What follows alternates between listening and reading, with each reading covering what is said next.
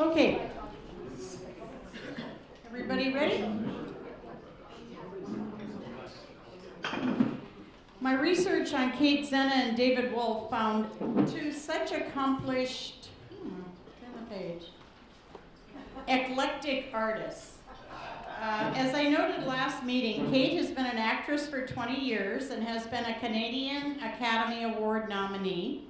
She is a cook, an actress, a singer, a writer, a dog mom, and he is a CPA, software engineer, and the author of 5 books. I am so pleased to introduce them to you.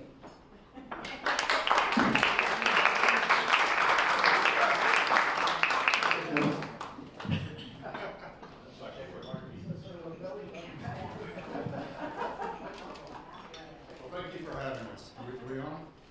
Yeah. Okay, super. I'm going to start this with a story about a conference I went to in 2007 in Tampa Bay, Florida. It was a marketing conference, and my big takeaway from that was if you owned your own company, you needed to be the center of the marketing, which was a big change for me. I was an introverted guy, and this notion of me being the focal point, I didn't want to, but I knew it was something I needed to do. So I came back, and within 6 months, I had my first book written. I changed the website, so it was now all about me, kind of, and I had a staff of 8 other consultants. And then I started creating videos. And this was a train wreck. My daughter was my producer, writer, cinematographer. I didn't know anything, she didn't know anything. Between Christmas and New Year's of 2007, I did 78 videos in a day. I wrote them out, and well, you're going to see in a second. And we started at 8. She and I fought the entire time. It was, by the end of it, I was talking about this man. I mean, it just was bad. So, well, I'll let you hear it. That's it, play. Diana, please. And I'm glad there are no small children in here right now.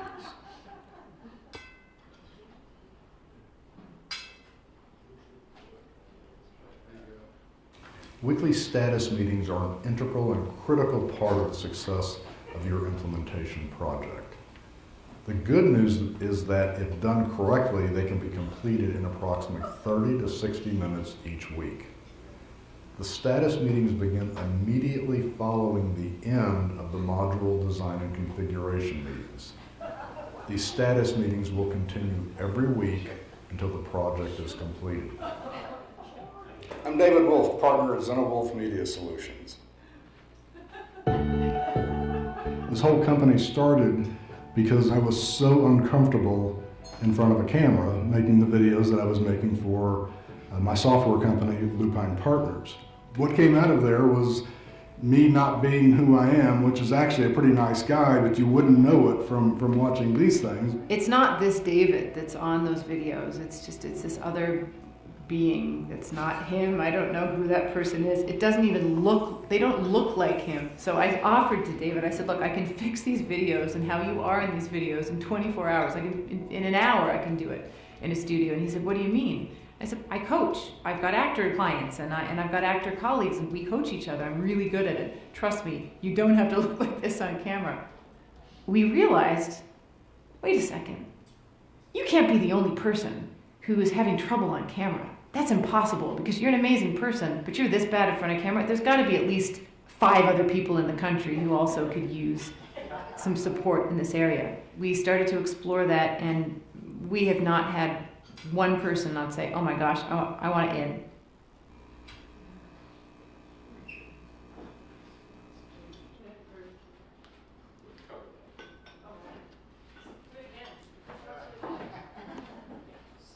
So that was one of, I actually picked, that's probably the worst one. So we call those the Taliban videos. It looks like somebody was off stage and I was being held captive or something. Quite a makeover, right? Before and after. Kate Zenna. Is that for his bravery or for what I've done. First of all, hello. I'm going to talk about something coming soon called hosting the party. And isn't it nice when a speaker comes up in front of the room and says hello, as though I am hosting this party, as opposed to you guys hosting this party. It will come up in a moment.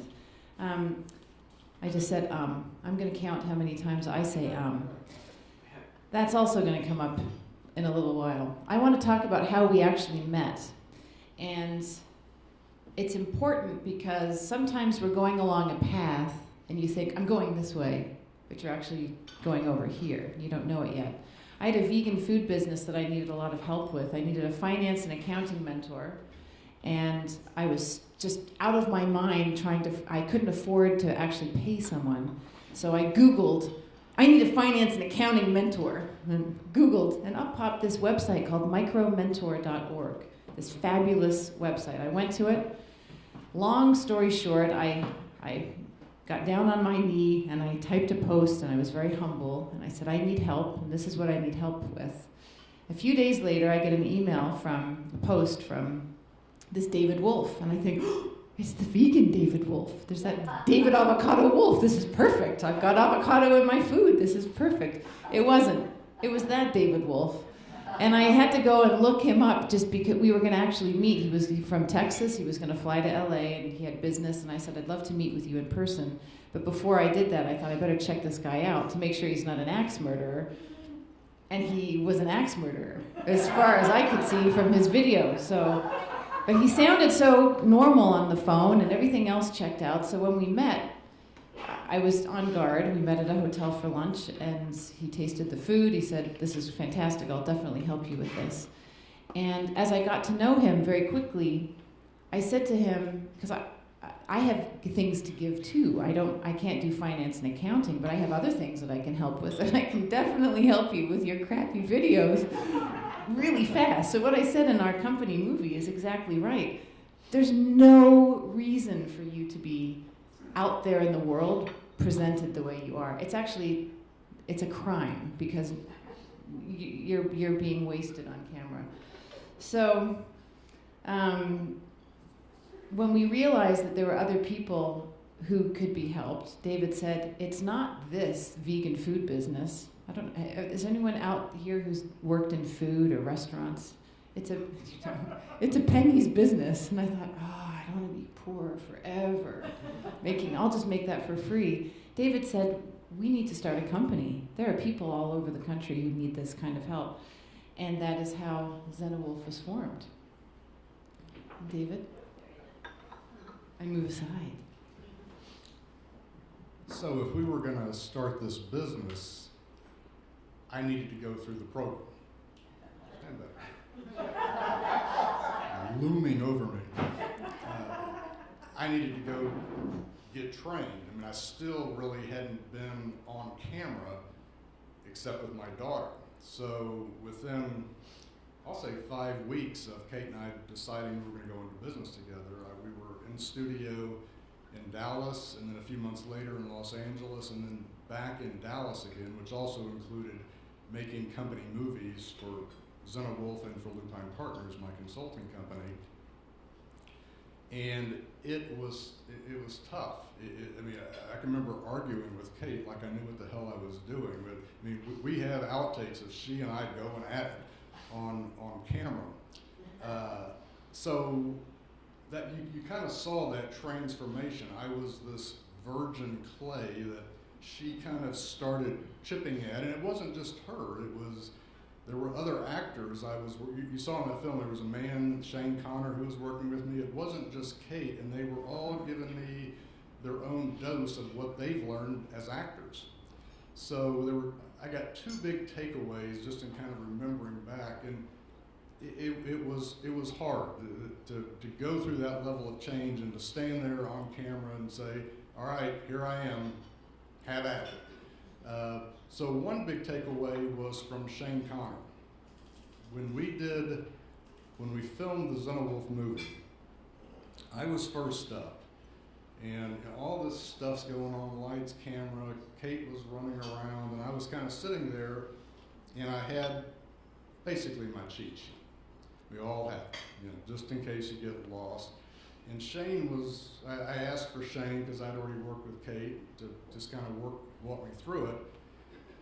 And I was sitting there in the chair with all the stuff going around, and I was just looking at what I was going to say, and I look at that camera, and there's Shane looking at me. He's Australian, he's very charismatic, he's got this huge scowl on his face. I mean, he is pissed off. And so I do the first take, finally it's action, it didn't go really well. So he walks up to me and he says, what you got there, mate? I said, it's just notes. And he said, mind if I take a look? And I said, sure. And I handed them to him and he just tore them up in front of me.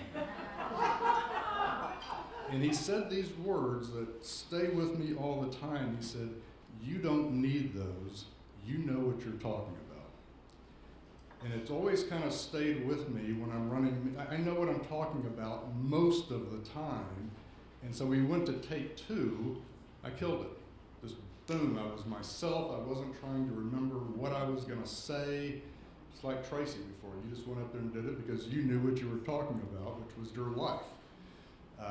So that was a big aha out of that. And, I have notes over there, but I'm not using them. The second was what Kate was talking about, which was host the party. I am, I will say, a lousy host, but I've stood up and I run meetings, it seems like every day, and I'm always controlling the room, but this nuance of hosting a party and coming into it hosting a party was a really profound shift for me. And I've seen, so we probably have coached, I'll say 25 to 30 professionals, and that is the one take home for everybody, because we do testimonials after, and I'll go, host the party, host the party, host the party. So that's a takeaway from you all. When you're standing up doing this, it's your party. And I don't host the party like Kate does. I host my own party congruent with my softer and more introverted personality. I don't try to be her. She doesn't try to be me. So I think that's an important, it's not copying somebody, it's being yourself, but you guys are my people this morning. So good. You're such a good student. Really. That's exactly, I do have notes because I will stray. I could talk a glass eye to sleep, as my father would say. My father. But that's very important. It's not for everyone to come up and be me in front of a room. It's for you to come up in front of a room and be you welcoming people to your home when you open the door and say, hello. That's called hosting the party, which we'll get to. So I hate being in audiences when someone up on stage asks a question, so you raise your hand, but you can or you don't have to. How many people consider themselves to be camera shy? In a video. If I had a video on you, you could sit in video. Okay, good. So we all know that a camera, then there's how many people are audience holding up their hand shy? That's me. The camera it's plastic and glass. So we could slay the notion that we're afraid of this piece of plastic and glass. That's not gonna hurt us. So behind that notion, what's the battle that we're having when there's a camera in front of us? Ourselves. And what's that, say that? I was going to say judgment. We're afraid of the judgment that others might have of us. So. Self-criticism. That's on my card. So many of my colleagues in the arts, we are very judgmental on ourselves. We're really hard on ourselves, but everybody is hard on themselves. So it's all about figuring out how to tame the self-critical monologue, the tape that's going on in your head when you are in front of the camera or when you're in front of people. So it's much harder. I don't know if you could notice the difference between me right now and me when I had to impromptu introduce Bill and Magic. It's much easier to be a speaker in a room when you've been asked to be a speaker because you've been asked to be a speaker. I'm very nervous if I have to get up and talk in front of you and talk about my life. I get very, very nervous. So I have to work all the time on this self-critical tape that's running. And I've come up with a few different ways to do that. And it can't be the day before your speaking engagement or in front of a camera. Because it's a practice like yoga, like exercising, like eating well. You're not suddenly going to be skinny unless you are in shape, unless you've been doing whatever that habit is for a long time. So to be putting that, to have the influence of whatever that behavior is. So all of my tactics speak to that. And basically, it's to start these exercises now, and you can do them quietly. Some of them you can actually do right here privately as you're sitting listening to me. The first one is breathing. So that was an issue that I noticed with David, because it's everyday people, when you're not an actor and having to get up on stage in front of people, and you're doing yoga and you're hiking and it's all part of all of that annoying actor-y stuff. One really great exercise to strengthen your breathing, and there's a reason to strengthen your breathing first, is you can be out in line at a grocery store, you could be waiting for parking, you could be doing whatever, you could be sitting here right now. The trick is you breathe in for 5 seconds slowly, you hold it for 5 seconds, you put a smile on your face, you exhale gently for 5 seconds. All day long, whenever you're feeling whatever. If you can get a metronome of that, that will help you later when you're up on stage and you've forgotten what you've had to say, you're having a total brain melt, you're totally nervous, you're freaking out, and you're already in this place where you have a metronome kind of breathing.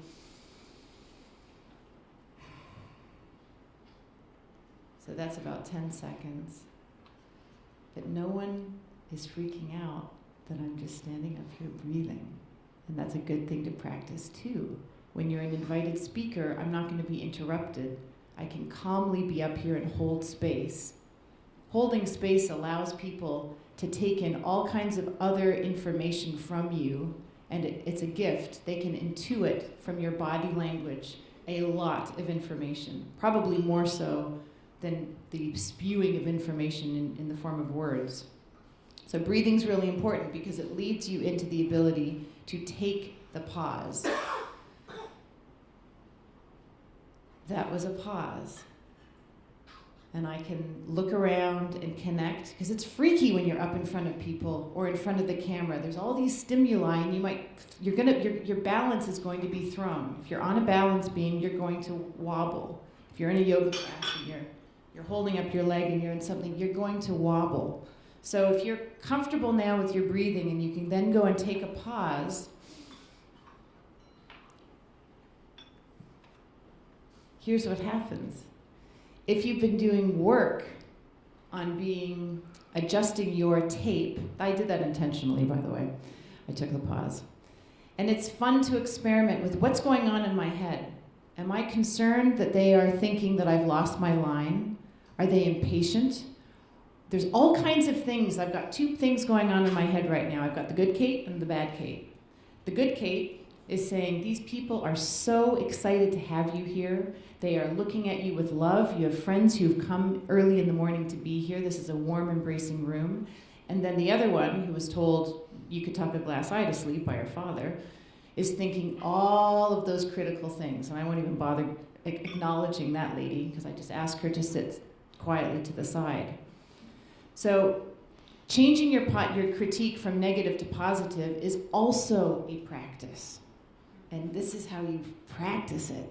When you're looking at other people. If you're looking at other people, and if you notice critical thoughts toward that person, judgy things, oh, look at her, she's tall, oh, look at her, she's in a gray, oh, whatever, no, her shirt's not tucked in, oh, look at her hair, whatever it is. If you're doing that, when you get up in front of other people, that's what you're going to think they're thinking. So just steep yourself in those positive, warm, supportive thoughts when you're out in the world, and that will come back to you when you need it most. And that's a huge thing for us self-critical people. So the other thing to do with taking the pause, we were at the short film festival this week and last week, and the girl who kept coming up to introduce the movies was talking so fast, and she was talking really fast, and so next time we're going to be talking, I'm going to be introducing a film, and she was doing all the wrong things, and I was sending her, please stop saying please, I can't take it, and I actually had to do this because I couldn't take it. Slow down. And that's also something you have to do in your regular life, and you can practice it at lunches with friends. And if you feel as though you've got to be too quick to speak because someone is going to interrupt you when you're with someone, that means that you need to start sharing with your friends. You don't have to publicly say, stop interrupting me, although I've been that person. You indicate that you actually have a thought coming. So imagine if you were chewing food, if you're sitting at a table with friends and you're, They're gonna wait while you finish chewing because you got a thought coming and they want to hear it. So without food in your mouth, if you can start finding physical ways to indicate, I'm not done yet. I don't want to race through, and I refuse to say the word so I'm going to take a pause here, and I don't want you to interrupt me. What is going to happen? You need to indicate, I'm almost finished my thought, and now I'm finished my thought, if you stay active. Otherwise, people will jump in, and we are in just this cacophony of interruption, especially on conference calls, which you're constantly saying, just to keep somebody from interrupting you. So stand up straight, that's taking the pause. Stand up straight, that's always something that we can be doing. I can always be doing. These are little easy things. Because when you host a party, you're saying, come on in, welcome to my home. So you're always standing up straight. That's always a helpful, tiny thing. When you see yourself on camera, if you put your shoulders back and you sit up straight, I always do the neck thing. This is called the funky chicken, by the way. And if you're taking pictures, this is a big trick for all of us. This is how you take a picture. The camera will love you so much more. So just practice that on your selfies. Do this thing that feels so uncomfortable for the sake of your photo that's going to last forever. Trust me, you want to do that. So ultimately, all of these things that I've said go into hosting the party. And hosting the party, you want to decide what the tone is of that party. Is it a raucous party? Is it a memorial service kind of tone of party? Is it this is kind of an in-between. So I'm not coming in with a bunch of actors and being crazy and wild, but I'm here, this is an authentic group of people, so I'm authentically hosting a party. I'm authentically being Kate Zenna, as close to myself as I can think of. I mean, this is me. So hosting the party, when you are out in the world and you're at the grocery store and you're just standing there checking out, waiting for the girl, texting or looking at your phone, you're not hosting the party, but you could be.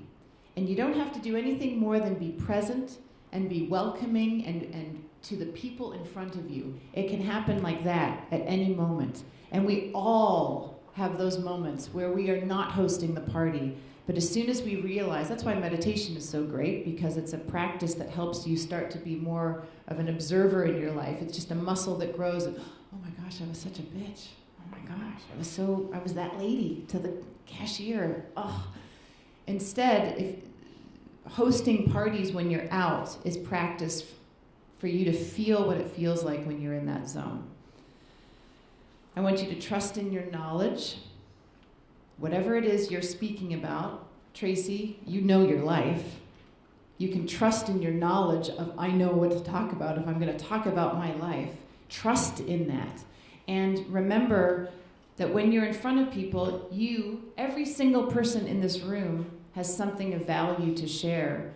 Every person in this room wants to we're all so greedy. We all want to get as much as we can from another person. So give them the best of you, and it will also help draw out the best of them.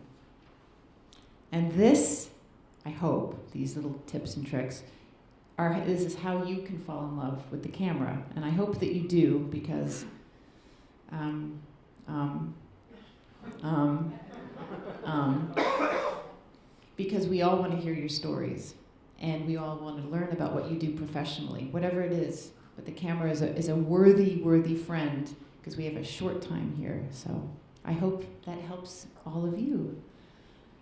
David? So while Kate and I were building this coaching business, a funny thing happened on the way to the forum. Actually, a life-changing thing happened on the way to the forum. Kate got an email from her friend Catherine one day, and Catherine is an actress and is also an executive assistant for a prominent, wealthy businesswoman in Pasadena, and wanted to know if we were interested in working with Allison and her family. Actually, Allison and her 4 brothers, and well, actually, I didn't say that right, did I? It's an homage to her family growing up in Omaha, Nebraska, which would be her 4 brothers, deceased sister, and she wanted to memorialize it in a video, a film, a movie, something. She didn't know what she wanted, but she wanted to know if we would be interested in talking to her about it. Sure. So we drive to Pasadena, and we talked about it a little bit beforehand. We met with Allison, and she loved us. I mean, Kate and I, if we do anything well, we know our lanes, our roles. I'm the business guy. She's the actress, the talent, the storyteller, and Allison loved both of us. I was discussing business, financial aspects of it, logistics, even though I had no idea how to make a movie, nothing. But it was 2 hours went by just with the snap of a finger, and then there's a phrase I've learned over the years, having sold millions of dollars of consulting services. And you get to that, we've all had it, you get to this point in the discussion where nobody's saying anything. It's kind of all been said. And the phrase is, where do you think we should go from here?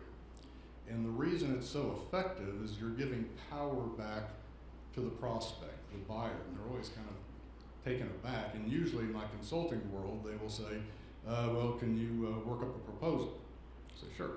In this case, she said, well, why don't you 2 go think about it? I said, you got it. So we said our goodbyes. Kate and I got in the car. We were going back to the office in Los Angeles. And we kind of looked at each other and said, what the hell do we know about making a movie? Because by the time we got done with the 2 hours, these weren't videos. This was a full-on film. So of course we said yes. And so we got started. I sent the proposal. She accepted it immediately, and we were off. And kind of this interesting thing happened.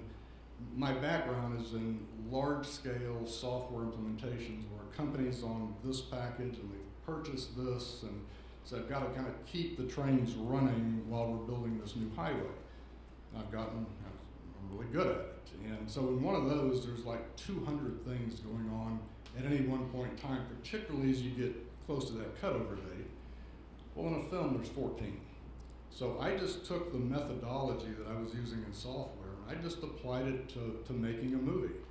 And this interesting thing started happening, which was people started calling me a producer. It's like, you run this better than any movie I've been on. I was on set yesterday. I was hearing it from Kate. I was hearing it from everybody. You're amazing how you do this. Why aren't you making major? It just went on and on. And I would always kind of look at Kate. This is nothing. This is so not beneath, but easier than what I used to do.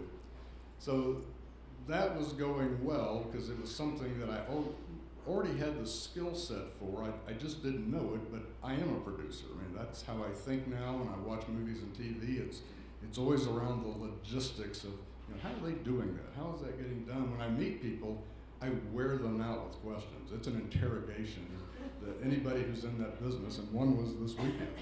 They were at the house and they were like, God, why did I even show up? I had no idea I was going to get so many questions. And then from Kate's side, she's an actress. She's been on movie sets. She's been on lots of movie sets and TV, but now she was the director and the main storyteller. So we just kind of came together. I don't know that our client, our first client in this legacy film business, knew that. Well, I'll let Kate finish as far as your experience working with the cast, the crew, and then what we received afterwards, which is a gift that has never stopped giving, the love that we've gotten back from particularly our first client. Producer David Wolfe, may I present your Oscar? So that experience, so this is from vegan food to coaching and turning this butterfly, or creating this butterfly. I take all the credit. I'm such a narcissist. To helping families and people create their legacy on putting it on video. I mean, because we just followed the crumbs instead of saying, no, I can't do that. It was terrifying to say, because Catherine Winslow she's a sister to me, and her client is a very important client to her. So she's not going to just pass something on to someone and hope that something happens. So I really had to deliver. But what happened was when we got we created this 2-day extravaganza adventure for this family. And they were terrified at first. I said, I want this to be like a Hollywood set movie. I want these people to be treated as though they are the star of the film, because they are. I don't want talking. I want you to be, all the crew, I said, I want you to be dressed nicely. I want you to be, this is all focused on this family. It's not in LA, in Hollywood, when you're looking for side work, you might do these industrial movies or businessy things or just for money. And I made sure that the crew knew this is not an industrial. This is just like you're on a regular set. And that means that all the focus, everything is just going toward the talent. So they very quickly turned from feeling insecure to saying, oh my God, this is awesome. I want to do this. Now I get it. Because they were treated like you should be treated when you're basically cajoling the best side of you to come out.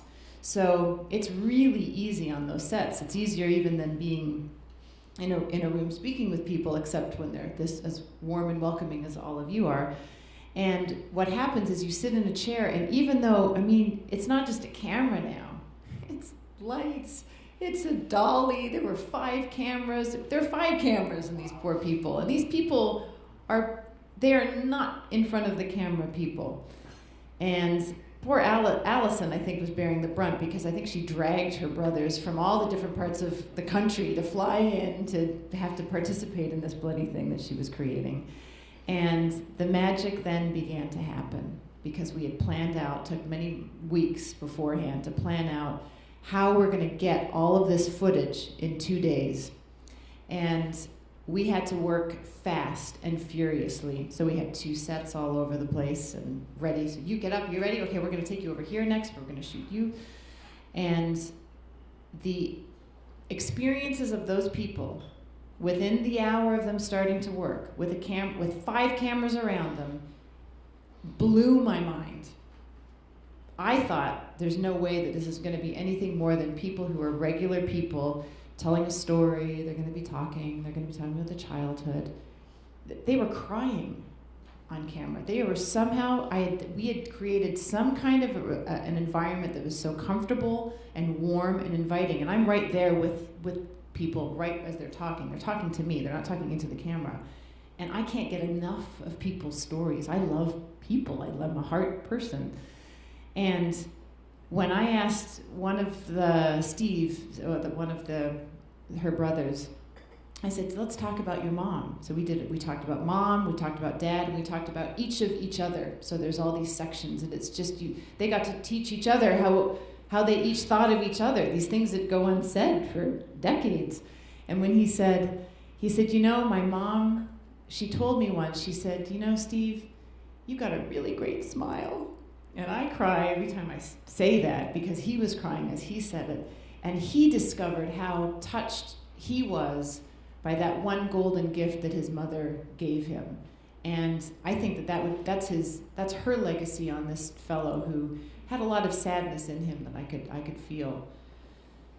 So this kind of the bravery that these people exhibited, it's what I really look at as being the biggest reason to slay the dragon of being shy in front of people and being shy in front of a camera. We are now so lucky that we can document ourselves forever. My mother passed in 2003, and all I have are, I've got videos. I was constantly taking videos of the poor woman, and she just said, put that down, put the camera down, Catherine. And I said, so what's that? It's a rose. And she said, and I said, what's a rose? She said, because you don't give someone perfume or rings or jewelry. Joni gave me one rose. And it's the most, she was dying. I mean, she had months to go, and had I not had that, but I wish that I had been filming her before that, when she was coherent enough to be telling all of the stories. You say the word Alaska, you get the Alaska story. If she wasn't hard to, she was putting money in a jukebox. You say one word, and canoe, oh, I went on a canoe and blah, blah, blah, blah, blah. Piano, Yukon River, I was on the flotilla. I know, Mom, so could you tell the story? But by the end, it was too late. And I didn't know that 15 years later I would be doing this for others. It's mainly for myself and all of the crew, who we all had a transformative experience with this family, learning not only the bravery to come forward and talk about stories and share it, and the generosity of these people for their families and their children and grandchildren, but also for them to come together as a unit before they lose any more of their siblings. It was really, really, really special. That's my third?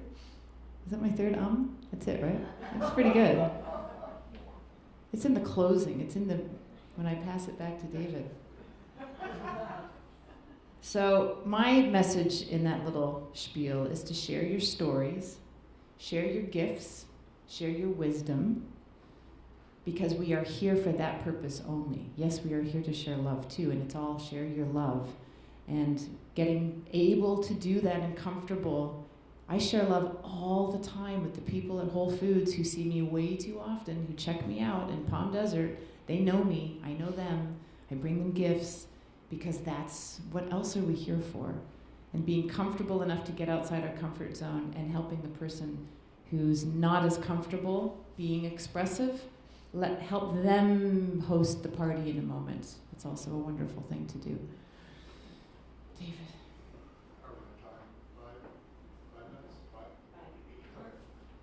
Okay, so I will wrap this up quickly, and hopefully we can get some questions as well. So this talk that Kate and I just gave, it really was about two things, and it wasn't really in the title.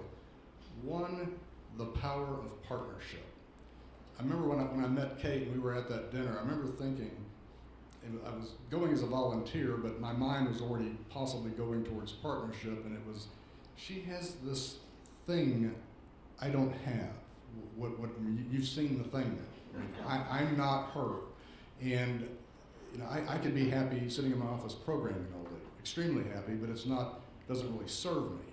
And I think from her side, what she saw was, this guy gets stuff done. And I do, and that was a struggle in her life. And we just kind of took this leap forward together. And what I said to her at the time, and it's still true, that 1 + 1 can equal 3. If you're putting those right halves together. I've had partners where 1 + 1 equaled 1.5, where nothing really came, and it's like, why did I do this? So that's point one. Point two is to not fixate on a target. So when we were going down that road, we were going to, coach people like me and how to be better on camera. I don't think I did this, but I could have easily said to Kate, when the film opportunity came up, I could have said, no, Kate, that's not what we do. We went into business to do this, but we pivoted. And it was the correct pivot. It was the correct pivot for what it is I want to do in my life. Same with Kate. And it's actually happened 2 times since then. Those are other talks. And I'm not here to say that we're going off and doing everything that comes up, because just because it's there doesn't mean you have to do it. But these were well thought out pivots, because our eyes are open and we're always listening.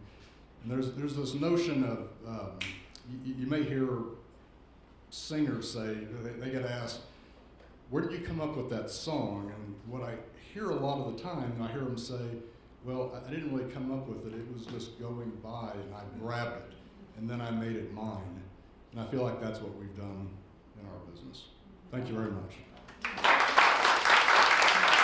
Any questions?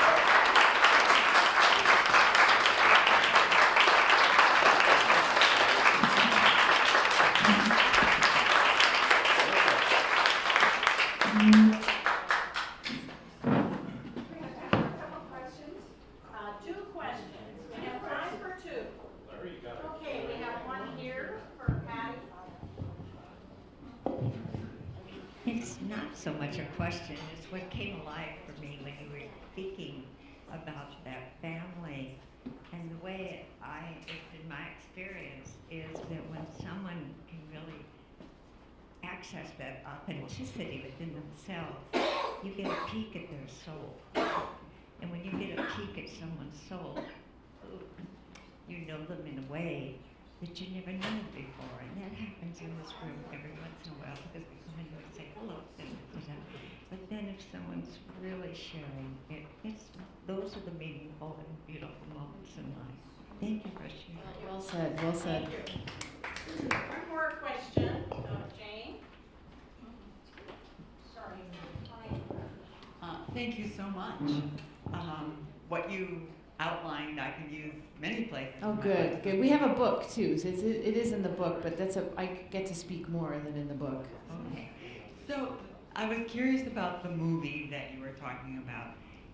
Was this for the family? Who is it going to be shown to? So it's a 3-hour document, which makes it wonderful as an editor when I'm sitting with the editor, and you don't have to squish it into 90 minutes. Because they play it every Thanksgiving, every Christmas, on the holidays. They just have it running. They have 20-minute segments. This is how it just came clear that this would serve what she was looking for and would serve their family story and the legacy. So it's like about 20 minutes for the mom, 20 minutes for the father, 20 minutes for each of them, including the deceased sister, including montage of things. So you can. And their vacations, so within that there were different, their vacations were a big deal for that family. So that legacy then gets passed down, and that the kids and their grandchildren get to watch it, because it's for the family. Okay, Thank you. It's a 3 DVD set that they're getting, and then also the screen. Yeah. Very We nice. watch all the time, but she's still emailing me that she can't get it to work. So to get the streaming and the link and all of that stuff, so she loves it. Yeah. I'm a psychotherapist.